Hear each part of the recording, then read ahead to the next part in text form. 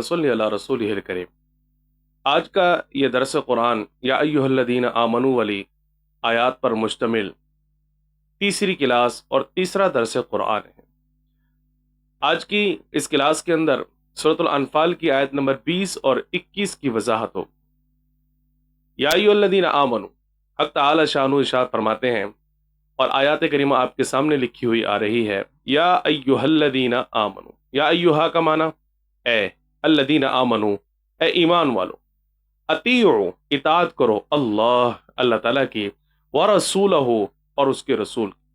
ولا تولوا عنہ اور اس سے روگردانی نہ اختیار کرو، وانتم تسمعون حالانکہ تم سنتے ہو، ولا تکونوا اور نہ تم ہو کالذین ان لوگوں کی طرح، قالوا جو کہتے ہیں، سمعنا ہم نے سن لیا، وہم لا یسمعون حالانکہ وہ نہیں سنتے۔ اس آیت مبارکہ کے اندر حق تعالی شانہ نے مسلمانوں کو حکم دیا ہے کہ اے ایمان والو، تم اللہ اس کے رسول کی اطاعت کرو، اس سے روگردانی نہ اختیار کرو، تمہارے قول اور فعل کے اندر کسی بھی طرح کا کوئی تضاد نہیں ہونا چاہیے۔ جیسے تم قولی طور پر اللہ اس کے رسول کے اوپر ایمان لے آئے ہو، تو عملی طور پر بھی اسلامی تعلیمات کے مطابق اپنی زندگی کو بنانے کی کوشش کرو۔ منافقین کی اور مشرکوں کی روش مت اختیار کرو۔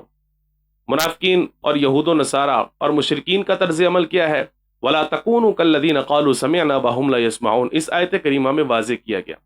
کہ یہ لوگ بظاہر تو بات کو سن رہے ہوتے ہیں لیکن حقیقت میں سن نہیں رہے ہوتے، یعنی ان کی نیت میں ہی فساد ہوتا ہے،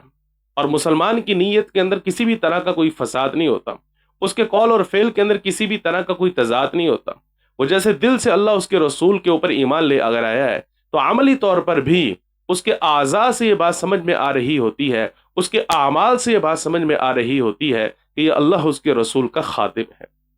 لہٰذا ہم مسلمانوں کو اس بات کا اہتمام کرنا چاہیے کہ ہم زبان کو صحیح طور پر استعمال کرنے والے ہوں، آنکھوں کو صحیح طور پر استعمال کرنے والے ہوں، کانوں کو صحیح طور پر استعمال کرنے والے ہوں، جسم کے مکمل طور پر اعضاء کو ہم صحیح طور پر استعمال کرنے والے ہوں، اور اپنے جسم کے اوپر اسلامی تعلیمات کو مرتب کرنے کی کوشش کر رہے ہوں، جھوٹ سے پرہیز کرنے کی کوشش کریں، غیبت سے اپنے آپ کو بچانے کی کوشش کریں، تنقید اور طعن و تشنیع سے اپنے آپ کو بچانے کی کوشش کریں۔ جتنے بھی گناہ ہیں، چاہے چھوٹے ہیں چاہے بڑے ہیں، ہر قسم کے گناہ سے بچنے کی ہم اپنے آپ کا اہتمام کیا کریں، انتظام کیا کریں، کوشش کیا کریں، اور حقوق اللہ اور حقوق العباد کی ادائیگی کو یقینی بنانے کی ہم کوشش کیا کریں۔ اپنی عبادات کو بھی ٹھیک کریں، اپنے اخلاقیات کو بھی ٹھیک کریں، اپنے معاملات کو بھی ٹھیک کریں، اپنے عقائد کو بھی ٹھیک کریں، اپنے ایمانیات کو بھی ٹھیک کریں، اپنی معاشرت کو بھی ٹھیک کریں۔ ہماری ازدواجی زندگی، ہماری انفرادی زندگی، ہماری اجتماعی زندگی، ہماری معاشی زندگی، ہماری معاشرتی زندگی منافقوں کی طرح نہ ہو، یہودیوں کی طرح نہ ہو، نصارہ کی طرح نہ ہو، مشرکوں کی طرح نہ ہو، ہندوؤں کی طرح نہ ہو، سکھوں کی طرح نہ ہو، بلکہ ہمارا طرز عمل جناب محمد رسول اللہ صلی اللہ علیہ وسلم کے مشابہ ہو، صحابہ کرام رضوان اللہ تعالی علیہم اجمعین کی زندگیوں کے مشابہ ہو۔ حضرت انس بن مالک رضی اللہ تعالیٰ عنہ فرماتے ہیں، ہم رسول کریم صلی اللہ علیہ وسلم کے دور میں جھوٹ نہیں بولا کرتے تھے، حتیٰ کہ ہمیں معلوم بھی نہیں ہوتا تھا کہ جھوٹ ہوتا کیا ہے۔ علامہ اقبال مرحوم جس وقت یورپ میں گئے اور یورپ سے ہو کر جس وقت واپس مشرق میں واپس تشریف لائے، تو انہوں نے ایک جملہ کہا، انہوں نے کہا کہ یورپ میں جس وقت میں گیا تو وہاں پر مجھے ایسی صفات نظر آئیں جو اسلامی تعلیمات والی ہیں، مجھے دیانتداری وہاں پر نظر آئی، مجھے وہاں پر صفائی نظر آئی، وہاں پر پاکیزگی نظر آئی، وہاں ان چیزوں کو مجھے دیکھنے میں نظر آیا، لیکن وہاں پر اسلامی تعلیمات کی یہ صفات تو موجود تھیں لیکن مسلمان موجود نہیں تھے۔ اور جس وقت میں مشرق میں واپس آیا ہوں تو یہاں پر مجھے مسلمان تو نظر آتے ہیں لیکن اسلام کی یہ تعلیمات اجاگر کی ہوئی